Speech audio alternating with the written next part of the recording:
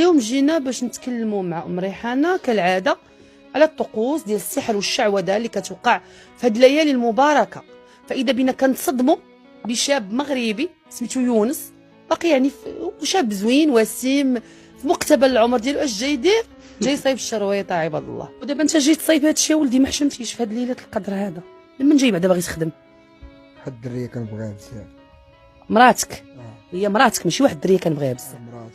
دابا انت ما بغيتيش تبين وجهك باش هي ما تشوفكش، علاش جاي باغي تخدم ليها؟ باش تقرب ليا بزاف، حسيت بها كتبعد.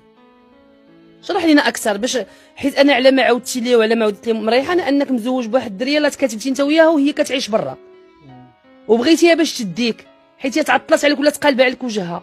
هادشي علاش كتجي تخدم ليها. وانت كتامن بهذا الشيء؟ كنامن بهادشي. علاش كتامن بهذا الشيء؟ شنو واقع لك؟ انت عندك شي قصص مع هذا الشيء؟ في الاول ما كانش اصلا كتشوف فيا، وملي جيت عند هاد السيده هادي ولا الامور